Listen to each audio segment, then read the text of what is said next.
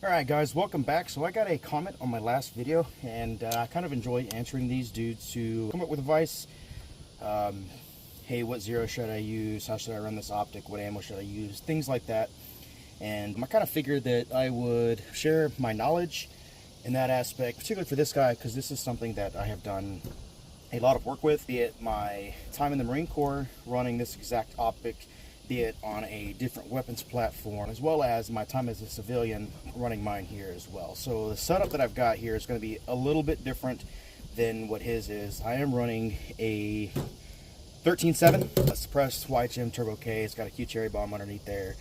But his question was to the effect of, hey, what type of ammunition should I run for this particular optic? And my advice is, with the BDC, you need to run what that BDC is particularly calibrated for.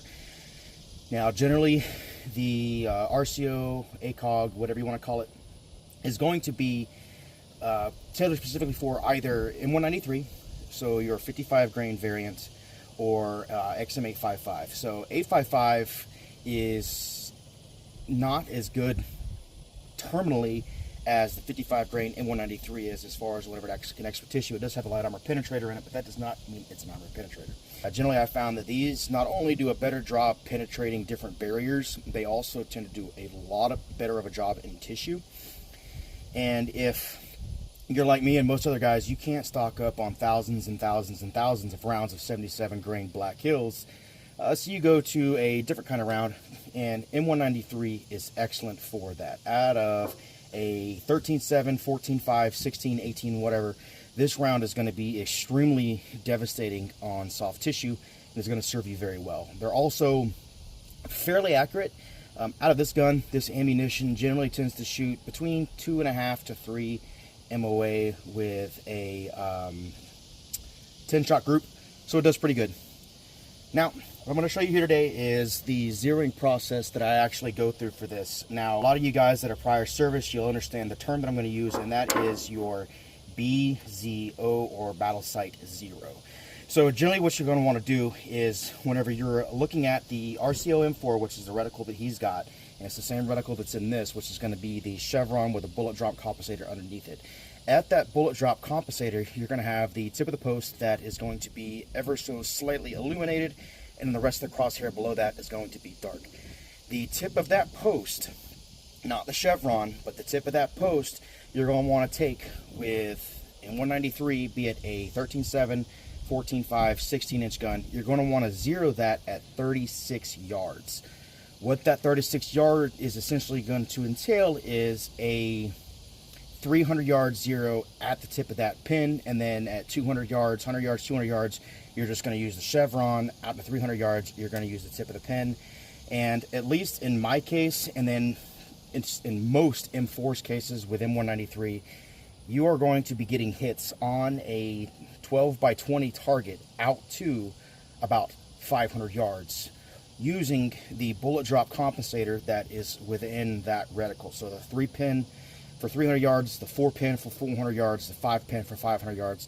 The 6 is going to be just a little bit off, and then the 7 is going to start to grow from there. But you're starting to really get out of the effective range of a 13.7, 14.5 GPR at that point, at least with an ACOG. Will it do it? Yes, I have. But that's just something to keep in mind. So let's go ahead and go over to the zero line. I'm going to set up a target at 36 yards with this. I'm going to fire a 10-shot group with this ammo using the tip of the pin at 36 yards, and then we will go and walk out the distance at 3, 4, and 530 yards, just kind of give you guys an idea of exactly what it is this gun is doing at those distances. Alright, so now I've got the target set up at 36 yards. It's just the it's a shoot and see target with a 1-inch dot in the center. Now keep in mind, when I said M193, that doesn't mean PMC Gold, 55 grain, that doesn't mean XYZ, Joe Schmo, whatever, 55 grain, XM193. So right now, Winchester holds the contract at Lake City. So this ammunition is manufactured in the Lake City plant by Winchester under the guise and guidance of the Lake City plant itself. So the same guys that were manufacturing the federal M193 before, this is going to be the exact same ammo. The PMC bronze, stuff like that, is going to be, the velocity is going to be too low to properly line up with your BDC like this. It will be off. But with this M193 at these distances with this zero, I am pretty much spot on with my holds. And I'll annotate a screenshot of what my reticle looks like in the Trijicon app, and it'll tell you the different holds for those distances as well. So again, actual M193, it could be the old Federal stuff or it could be the new Winchester stuff. You can get it at Academy, you can order it online, but make sure it's marked M193 on the box itself, not 223 rim, because those are different ammunitions that you're getting. All right, again, this target is at 36 yards. Now you need to be spot on. You're measuring for your distance. Use a rangefinder, lay the end of your muzzle over where the 36-yard mark is at, just to be as close as possible. Keep in mind with this kind of stuff, garbage in, garbage out. If you're putting bad data in, you're gonna get bad data back.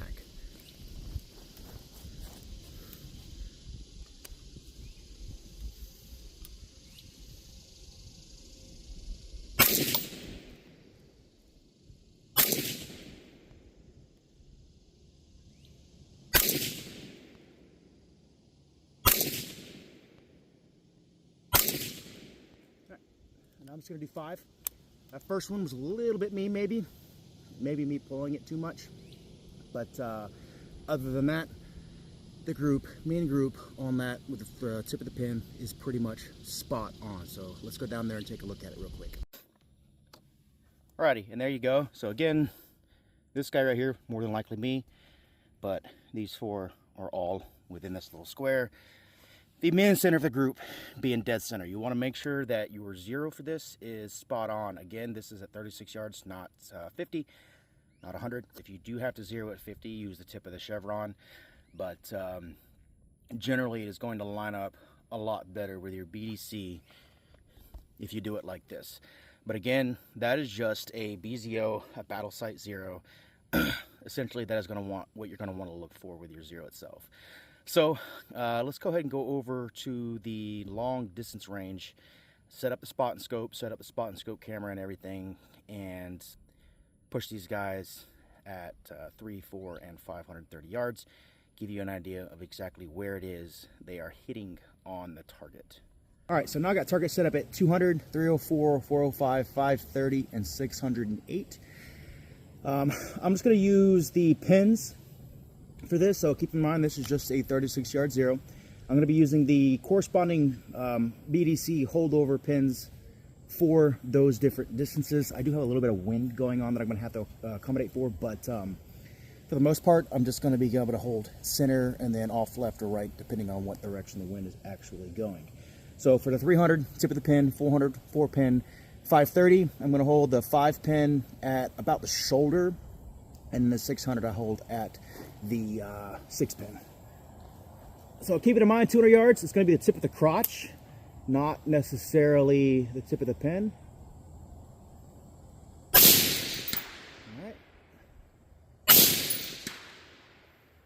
We're going to go 300.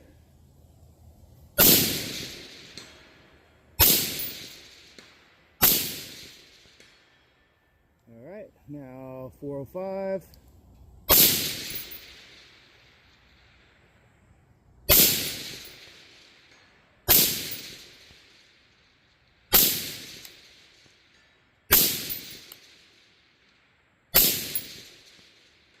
All right, now we're gonna go 530.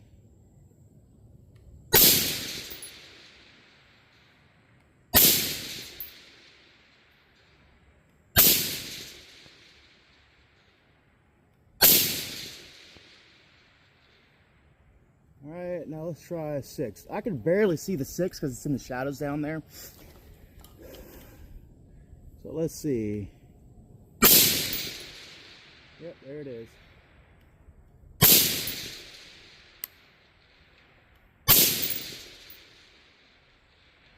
Go back to the 530.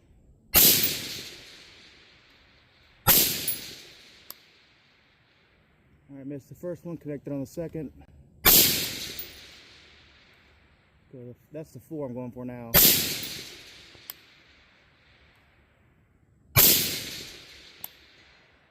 There it is. All right, 300.